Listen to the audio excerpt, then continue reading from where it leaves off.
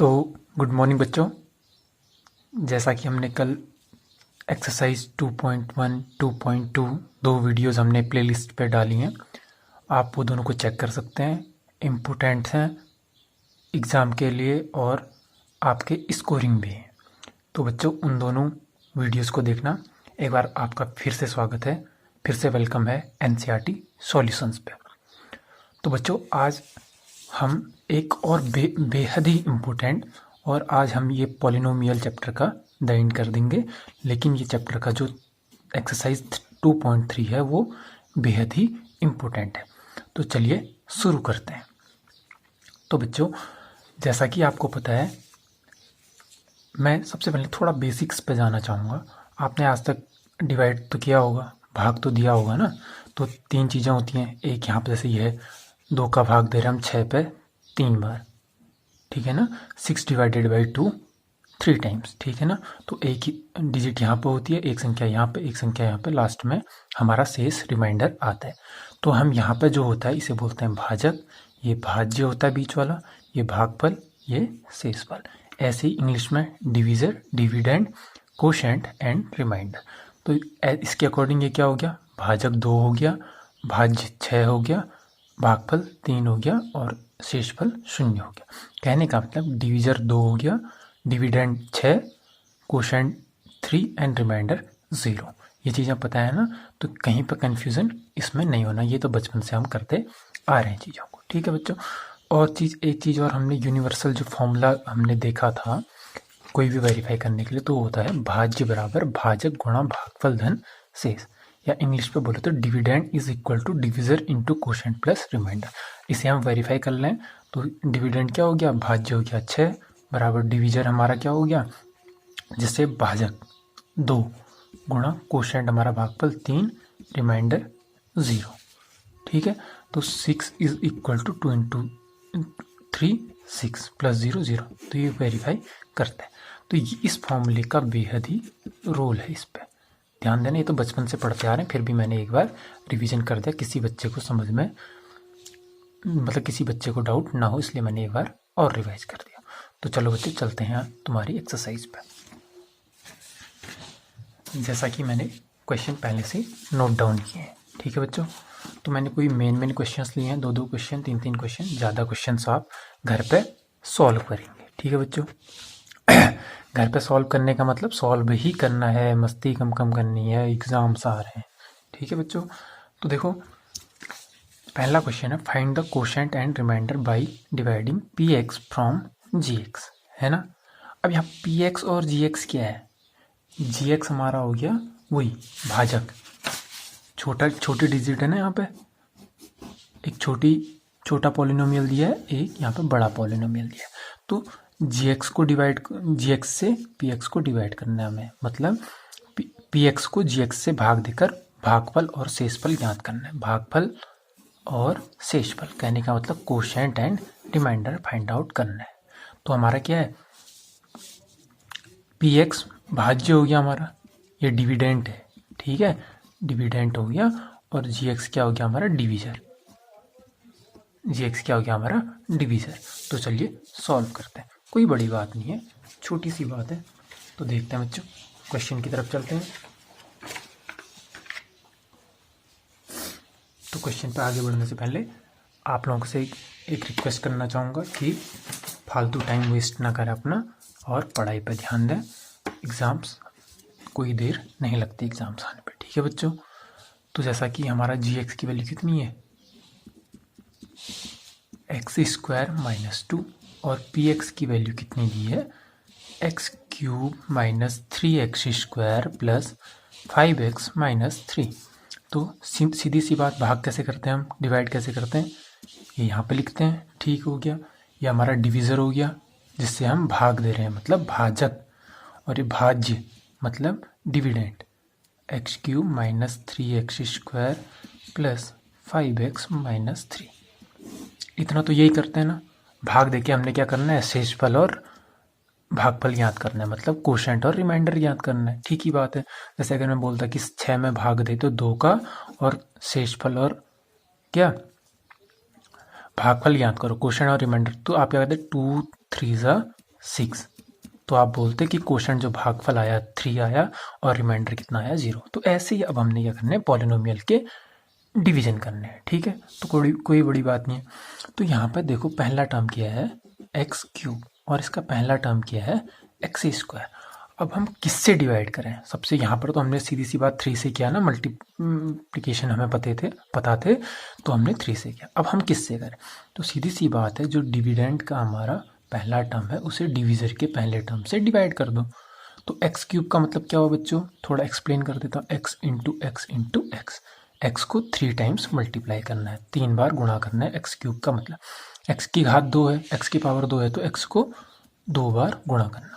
तो एक एक्स से एक एक्स कटा, एक एक्स से एक एक्स कटा, क्या बच गया? सिर्फ हमारा एक्स बच गया। तो हम किससे भाग करेंगे? सबसे पहले एक्स से भाग करेंगे। ठीक है बच्चों, क्योंकि हमारा एक्स बचा ना, तो उनको भाग करने के बाद तो देखो अब इस एक्स से दोनों जो पद हैं, दोनों टर्म हैं, इन दोनों को मल्टीप्लाई करना है। तो एक्स गुणा एक्स स्क्वायर, एक्स स्क्वायर का मतलब क्या हुआ? एक्स गुणा एक्स, इसमें एक एक्स और गुणा करूंगा तो क्या बन जाएगा? एक्स क्यूब, एक्स की घात 3 बन गया।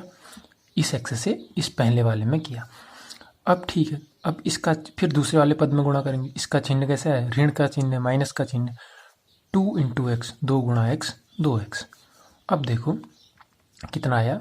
ऋण 2x आया ना। x गुणा ऋण 2 किया तो 2x आया ना। अब देखो बच्चों स्क्वायर आया क्या? नहीं आया। x की घात कितनी है? 1 है, तो x की घात 1 वाला पद कौन सा है, टर्म कौन सा है? ये। इसके नीचे पे लिखेंगे हम कितना? -2x। ठीक है बच्चों, कोई नहीं समझ में आ रही है ना चीज़ें? अब हम दोनों को क्या कर देंगे? घटा देंगे। हम करते थे ना वही, 6 में से 6 किया तब 0 आता था, ऐसा ही काम यहाँ पे भी कर रहे हैं। तो माइनस करेंगे तो नीचे वाले जो साइन है वो चेंज हो जाएंगे, नीचे वाले चिन्ह बदल जाएंगे। अब ये धन का था, अब यहाँ पे क्या हो गया? ऋण का। ये ऋण का था तो ये क्या हो गया? धन का था। ठीक है बच्चों, सॉरी ये एक्स क्यूब हो गया, क्योंकि एक्स स्क्वायर से एक्स को गुणा किया तो एक्स क्यूब आया ना, तो ये एक्स क्यूब हो गया। एक्स क्यूब में से एक्स क्यूब गया तो ये कितना हो गया? ये 0। ठीक है बच्चों, अब इस वाले टर्म पे तो कोई चेंज नहीं हुआ है ना, इस पद पे कोई चेंज नहीं किया, तो ये जैसे के तैसा नीचे उतरेगा। अब देखो ये चिन्ह बदल गया है, 5x में 2x और जोड़ेंगे तो कितना हो गया? 5 और 2 7x ऋण 3। अब हमारे पास ये पद बच गया। अब वही और भाग देना है, किससे दें? अब यहाँ पर वही काम, इसका पहला पद इसके पहले पद से भाग कर दो। -3x स्क्वायर बट्टे एक्स स्क्वायर, एक्स स्क्वायर से एक्स स्क्वायर कटा -3। तो इससे हम क्या कर देंगे? भाग कर देंगे। तो अब दूसरा पद हमारा -3 है ना, इससे इस पूरे पद को गुणा करेंगे। -3 गुणा x square, -3x square, minus minus plus 3 दूना 6, 3 2 6, क्योंकि कांस्टेंट है तो कांस्टेंट के नीचे आएगा। एक्स वाला होता तो एक्स के नीचे आता। फिर वही दोनों को घटा देंगे तो चिन्ह बदल जाते हैं। ये ऋण का था धन का हो गया, धन का था ये ऋण का हो गया। ठीक है बच्चों, तो 3x स्क्वायर में से दोनों अपोजिट साइन और सेम है तो ये दोनों कैंसिल हो गए। यहाँ पे क्या बचा? ये इसमें कोई चेंज नहीं किया, 7x माइनस माइनस माइनस का ही साइन रहेगा लेकिन आपस में जुड़ जाएंगे, 6 + 3 9। ठीक है बच्चों, फिर वही इसे करना है तो क्या करना है? वही काम हमने फिर से करना है। ठीक है बच्चों, आई बात समझ में? अब हमारे पास लेकिन एक चीज़ है बच्चों, अगर आप ध्यान से देखेंगे, अगर आप ध्यान से देखेंगे तो अब क्या हो गया हमारे पास? ये टर्म क्या हो गया? छोटा हो गया, ये टर्म बड़ा हो गया। तो अब भाग नहीं जा सकता। माना यहाँ पर 1 आ जाता, भाग देखिए कितना आ जाता? 1 आ जाता। फिर क्या भाग जाता? नहीं जाता। तो ये हमारा शेषफल ऐसे ही छूट जाता। तो देखो बच्चों, अब हमारा क्या हो गया? ये हमारा आंसर हो गया। ये क्वोशंट आ गया, भागफल कितना आ गया? भागफल या इसे बोले क्वोशंट, ये कितना आ गया हमारा? x - 3। एक आंसर ये निकालना था हमें, और क्वोशंट हमारे पास x - 3 आ गया, और रिमाइंडर या शेष फल जिसे हम बोलते हैं वो कितना आ गया? 7x - 9 reminder. तो यही तो फाइंड आउट करना था, कोई बड़ी बात थोड़ा नहीं। ये आंसर हो गया। सीधी सी बात, ध्यान देना, जो इसका पहला पद है इसके पहले पद से भाग दे देना, ऐसे दिया था, फिर जितना आया उतना। एक बात ध्यान देना, क्यूब वाला क्यूब के नीचे, जिसकी घात 2 है वो घात 2 के नीचे, एक्स वाला टर्म आएगा वो एक्स के नीचे, कांस्टेंट आएगा कांस्टेंट के नीचे। और जब हम घटाएंगे तो चिन्ह आपस में बदल जाएंगे। इन दो बातों का ध्यान देना, ये आपका इम्पोर्टेंट है, ये आप मान के चलो इम्पोर्टेंट क्वेश्चन है जो एग्जाम्स पे आएगा ही आएगा। ठीक है बच्चों। अब एक नया क्वेश्चन है, मैं थोड़ा सा समझाऊंगा, ज़्यादा आप लोग करेंगे। आप बोलोगे ना 3 टर्म वाला है सर, थोड़ा दिक्कत हो रही है, तो थोड़ा इस पर समझा देता हूँ। नेक्स्ट क्वेश्चन है ना ये, पी एक्स दिया है, जी एक्स पे 3 टर्म दिए, दिख रहा होगा आपको, जी एक्स पे 3 टर्म दिए हैं ये, और पी एक्स ये दिया है। तो वही काम है, एक्स स्क्वायर। अब एक्स वाले को आगे लिख लेता हूँ, कोई बड़ी बात नहीं है ना, क्योंकि घात कम कम करके लिखने में आसानी होती है, समझने में वैसे कोई फर्क नहीं पड़ता है। ठीक है बच्चों, ये 2 की घात एक्स की घात है, यहाँ पे एक्स था ही नहीं, 0 घात। यही करते हैं, एक्स की घात 4 ऋण 3 x square plus 4x plus 5। यहाँ पे जगह नहीं है, मैं ऊपर पे इसका कोशेंट लिख दूंगा। बात वही है जैसा मैंने पहले बताया था, x की पावर 4 अपॉन x की पावर 2। अब x को 4 बार गुणा किया होगा ना इसने, x गुणा x गुणा x गुणा x बट्टे x को 2 बार किया, 2 बार से 2 बार कटा, 2 बार बच गया, x का स्क्वायर बच गया। एक्स स्क्वायर से एक्स स्क्वायर को गुणा किया, x की घात 4, फिर दूसरे पद को एक्स स्क्वायर गुणा माइनस एक्स, तो plus minus minus x cube. अब एक्स क्यूब वाला पद यहाँ पे नहीं दिया है, लेकिन हम यहाँ पे लिखेंगे ही लिखेंगे। ठीक है बच्चों। फिर x square plus 1 x square, ठीक है, एक्स स्क्वायर, कोई बड़ी बात नहीं है। अब इसे घटा देंगे तो चिन्ह आपस में तीनों के बदल जाएंगे। इससे ये तो कट गया। अब एक्स क्यूब वाला कुछ नहीं था, तो यहाँ पे चिन्ह बदल गया ना, अब तो प्लस का हो गया ये, तो ये एक्स क्यूब अपनी जगह पे। स्क्वायर वाला स्क्वायर वाले के साथ, दोनों निगेटिव साइन है, निगेटिव साइन, 3 + 1 4x स्क्वायर, समान चिन्ह थे, जुड़ गए, 3 और 1 4x स्क्वायर हो गया, प्लस 4x प्लस 5। कोई कठिन है नहीं है। फिर वही इसका पहला पद एक्स क्यूब बट्टे एक्स स्क्वायर, तो ये कितना बच गया x, तो यहाँ पे प्लस x से फिर करेंगे तो ये हो गया x cube minus x into x, x square plus x से कर रहे थे ना, तो ये कितना बच गया प्लस x, कांस्टेंट टर्म कुछ भी नहीं। फिर और घटा देंगे, चिन्ह बदल गए, ये कट गया, ये कितना हो गया minus 3x square plus 3x plus 5। Plus minus minus होता है, 4 में से एक x कम हो गया, 3x बच गए, यहाँ पे यही काम है। फिर वही माइनस 3x स्क्वायर पहला टर्म है, उसका पहला टर्म एक्स स्क्वायर है, एक्स स्क्वायर से एक्स स्क्वायर कट गया, माइनस 3 माइनस 3x स्क्वायर, फिर माइनस 3 से इसे करेंगे minus minus plus 3x plus 3x minus 3 into 1 minus 3, ये प्लस हुआ, ये कट गया, ये माइनस हुआ, ये भी कट गया, ये प्लस हो गया, 5 और 3 8। तो हमारा रिमाइंडर शेषफल ये क्या आ गया, हमारा रिमाइंडर या शेषफल, और ये हमारा ऊपर भागफल या कोशेंट, ये कितना आ गया x square plus x minus 3। तो ये हमारे आंसर होंगे, कोई कठिन नहीं है। तो बच्चों ऐसे ही नेक्स्ट क्वेश्चन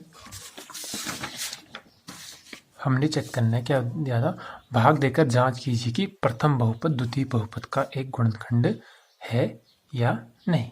तो इस पर क्या करना है, हमने फिर से भाग देना है और चेक करना है कि जो पहला एक बहुपद दिया हमें, ये पॉलिनोमियल, ये इसका एक फैक्टर है या नहीं। तो बच्चों ये कोई कठिन नहीं है, तो हम आइए चेक करते हैं। चलो शुरू करते हैं। अब देखो क्वेश्चन क्या है हमारा, हमने क्या करना है, गुणनखंड है या नहीं, फैक्टर है या नहीं। फैक्टर कब होते हैं, जब रिमाइंडर क्या आता है, 0 आता है। तो हमने चेक करना है कि इसका शेषफल अगर 0 आ रहा है भाग देने पे, तो इसका गुणनफल है, ठीक है ना।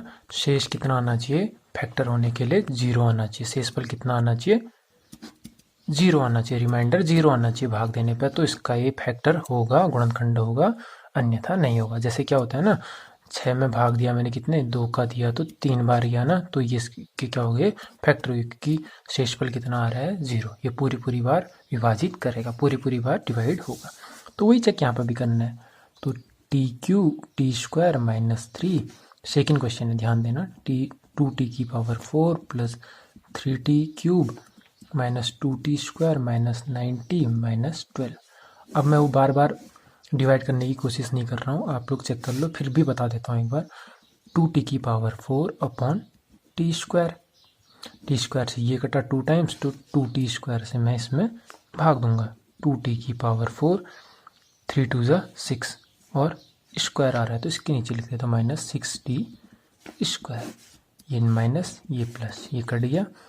3t³ प्लस माइनस प्लस दोनों घटेंगे, 6 में से 2 4, क्योंकि यहाँ पर पॉजिटिव हो गया था ना एक, तो बड़ा टर्म पॉजिटिव है, तो 6t² माइनस 90 माइनस 12।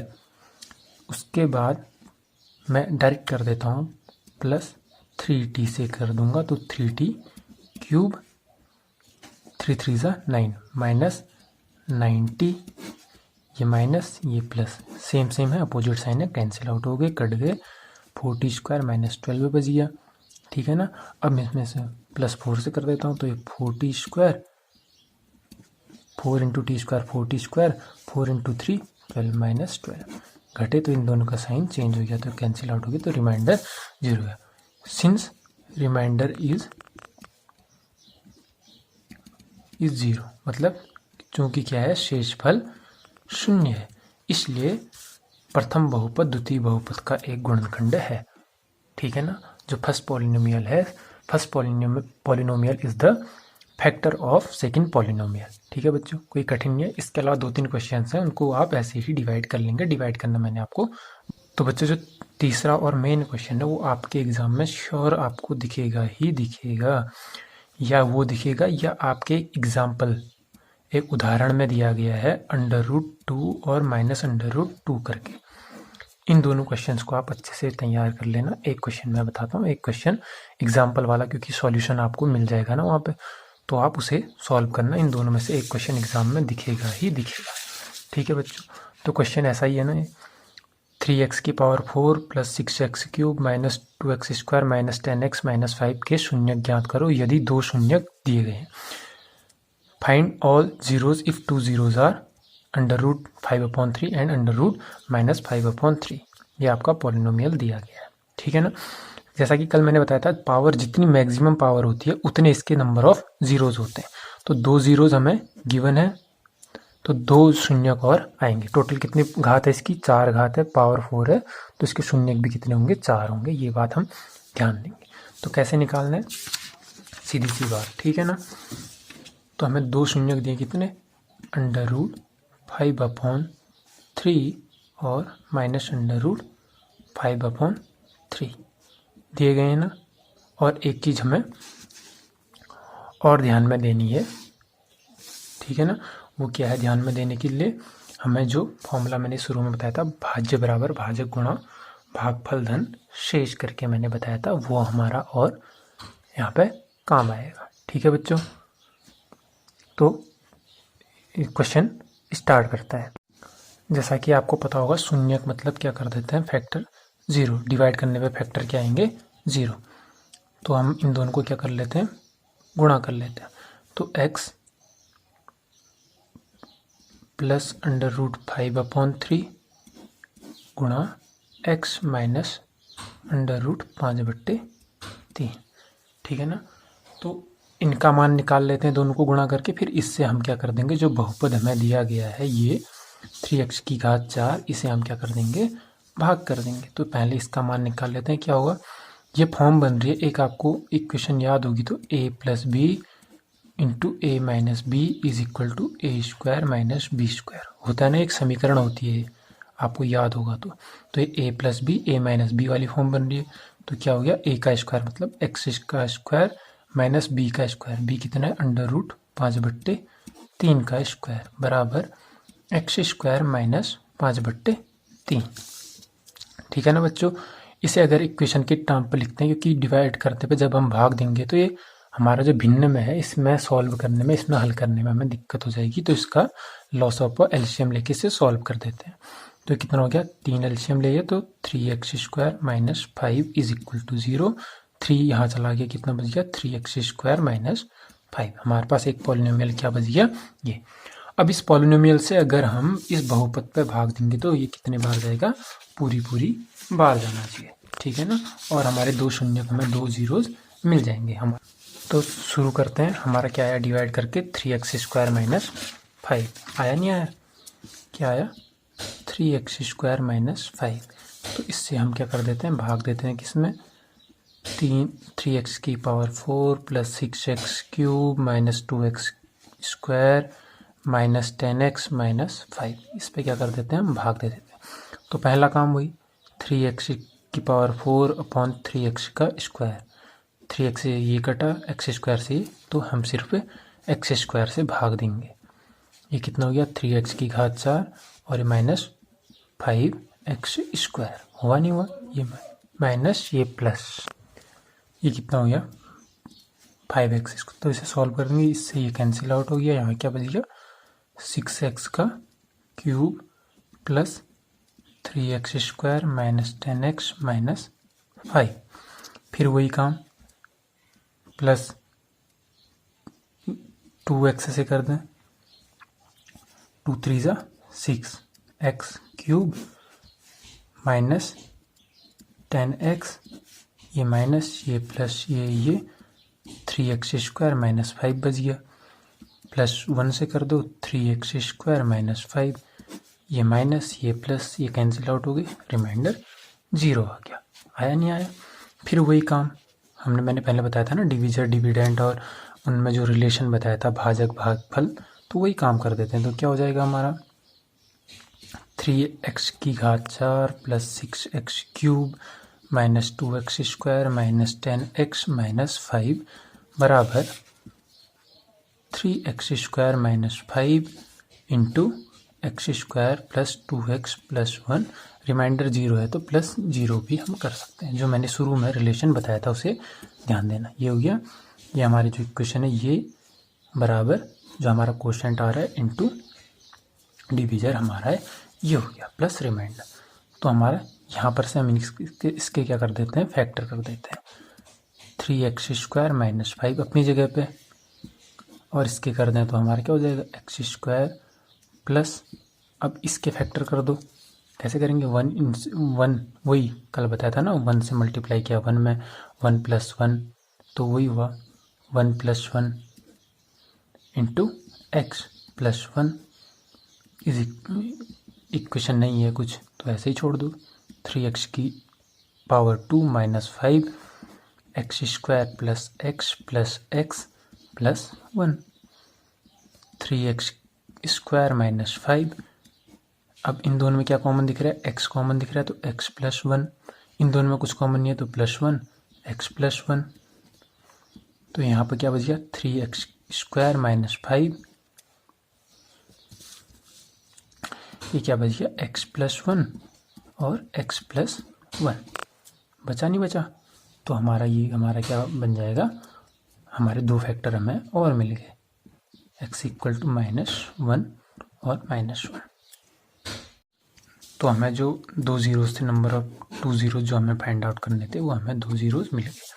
अब ऐसा ही क्वेश्चन वहाँ पे है, वहाँ पे आपको 2 जो आपके एग्जाम्पल पे दिया है, बोल रहा था मैं √2 और -√2 आपको 2 क्या दिए हैं, शून्य जीरोस दिए हैं, 2 और निकालने हैं। तो आप क्या करेंगे यहाँ पे x प्लस √2 और x माइनस √2 को मल्टीप्लाई करके एक इक्वेशन निकालेंगे, एक पॉलिनोमियल निकालेंगे, a plus b a minus b, वही फॉर्मूले से a² माइनस √2 का स्क्वायर बराबर x² माइनस 2 आया।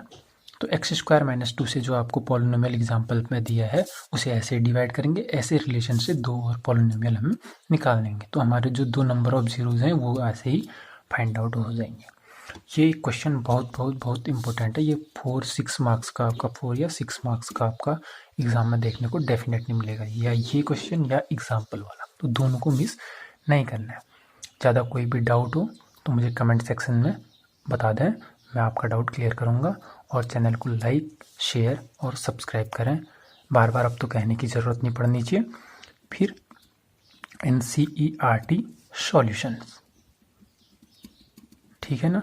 इसके साथ ही हमारा पॉलिनोमियल चैप्टर समाप्त हो गया। जिसने आगे के 2 वीडियोस नहीं देखे हैं तो उनको भी देखें और पूरा देखें, कोई भी सेकंड मिस ना करें, क्योंकि छोटे छोटे की पॉइंट्स मैंने बताए हो सकते हैं और आप वो की पॉइंट अगर नज़रअंदाज करेंगे, इग्नोर करेंगे तो आपको समझने में, क्वेश्चन समझने में दिक्कत हो जाएगी। इसलिए पूरा वीडियो देखें, स्किप ना करें और साथ वालों को भी शेयर करें। नॉलेज शेयर करने से बढ़ती है, ध्यान दें। चैनल को ज़्यादा से ज़्यादा लाइक, शेयर और सब्सक्राइब करें। तो इसमें ये क्वेश्चन बहुत इंपॉर्टेंट है, मैंने आपको बताया था। ये क्वेश्चन ध्यान देना, इसी के साथ एक्सरसाइज कंप्लीट होती है।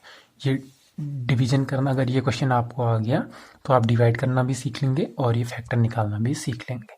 तो इस क्वेश्चन को बहुत ज़्यादा प्रैक्टिस करनी है, डेली 2-4 बार प्रैक्टिस करो इस पूरी एक्सरसाइज को, सब सही होगा।